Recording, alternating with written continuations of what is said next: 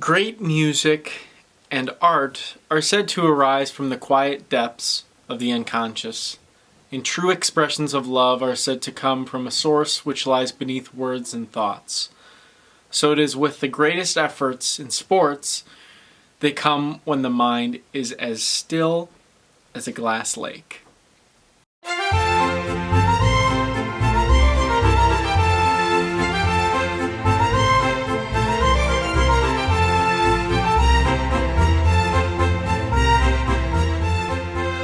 Hey guys, today we're going to be taking a look at the inner game of tennis. This is my new series here. As you can see, my bookshelf is quite empty. So every time I do a review, I'm going to be putting it on the shelf at the end. So hopefully we can fill this thing up eventually. I'm excited to start this series. And yes, in fact, Adam can read. So I'm doing a little catch up right now. So I'll be honest, I read this about a month ago, but I'm going to be catching up real quick here. So I apologize if it's not as in-depth as my future videos will be. But this was an excellent book. This is an Inner Game of Tennis by W Timothy Gallwey. You might be thinking, why are you reading a book about tennis? Well, it's more about the process behind learning tennis than actually anything about tennis. They do give a few specific examples, but it is what it is. They also do have a book called The Inner Game of Music, but I've heard a lot of people say this book is a lot better. So the whole book is basically about, you have two different selves. You have self one and self two. Self one is like your thinking mind. Self two is your subconscious mind. And I made a few bookmarks, and I'll just kind of go through it as I see. So self one's only role is to be still and observe the results in a detached manner. So a lot of this book is really about letting self two take control. So letting your unconscious, have you ever felt like, sports are a great example. I don't know. I think they had an example in here of golf, and of course tennis in here too. So I'll just use the tennis example.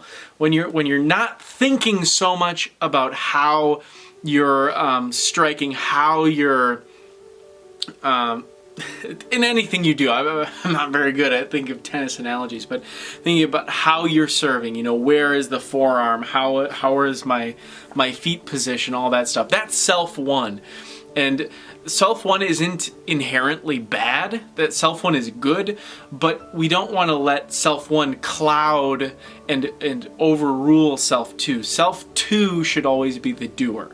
And self one's only role is to be still and observe the results in a detached manner, much like a coach.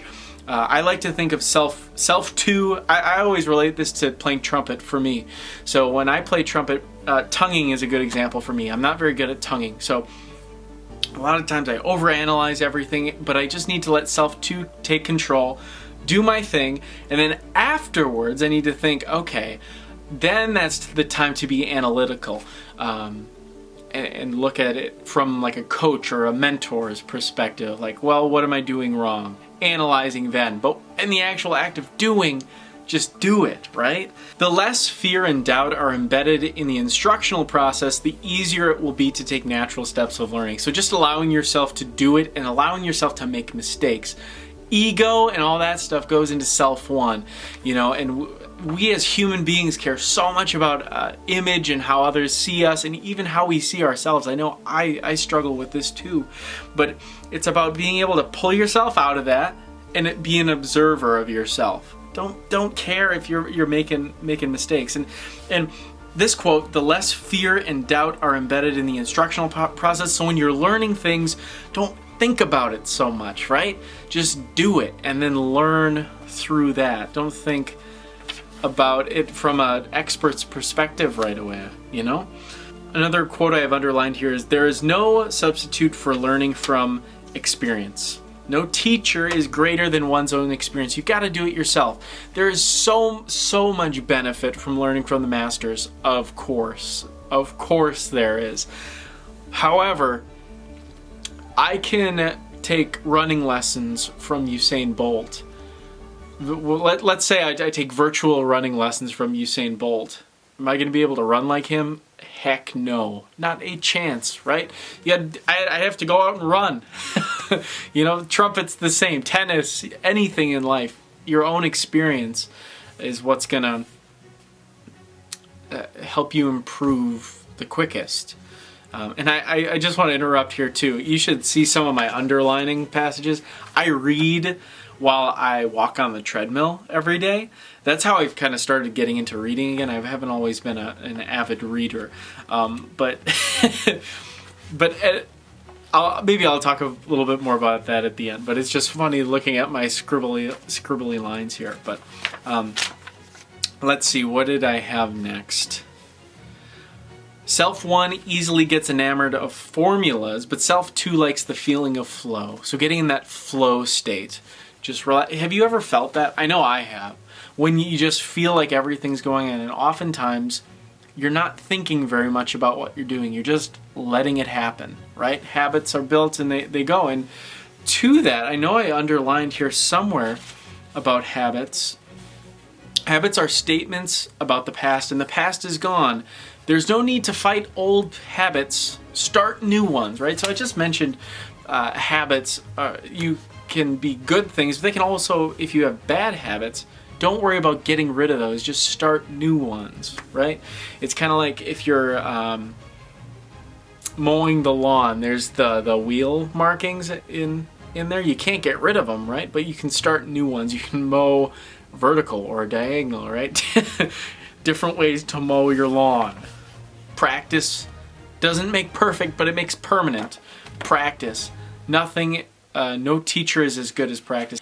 Then I just have one ending quote that I'll briefly touch on. All great things are achieved by great effort. That's true. This is a fantastic book. I just skimmed the surface of it. I highly recommend you check out this book. I love this book. So good. This is a book I will definitely reread in the future. It's a very short read. It's about 134 pages here. It's a must-read if you want to get good at things. And if you have any of those issues like self-doubt, like I'm not good enough, you have problems being over-analytical, I know I have that issue, this is a fantastic book. That's cool. But anyways, I wanted to talk briefly about why I started this series. I never really liked reading books. I was always the kid who would dread reading. We had something at our school called Accelerated Reader, and I was always like one of the last kids to get it. I'd have to stay in at recess just to finish my goal. My sister, on the other hand, would just read like crazy. She always was like top in her class and everything, so very different. But I think the main reason I didn't like reading was because I was forced to do it, and I didn't like the books that I was forced to read. I never liked reading through all school, and I actually attribute 100% of that from school. School made me not want to read. So I'd encourage you, if you are not a reader, because of that, try reading something you think you might enjoy. For me, I enjoy reading now. This is the first video I'm filming, but I've actually gone through 5 books now in about 2 or 3 months. That's more than I read all last year, you know? And what I do is I read every single day on the treadmill for 30 minutes. No more, no less, 30 minutes. At night, if I want to, I'll read more. And oftentimes I do, because a lot of these books I'm picking are interesting to me. So that's just my encouragement. If you never really have been much of a reader, give it a try. Give it a try. But I'll just leave it at that. You might learn more about it as this series continues. But thanks so much for watching. If you liked the video, please give me a big old thumbs up. Helps me out a ton. Hit the subscribe button and the bell notification so you never miss another video with me.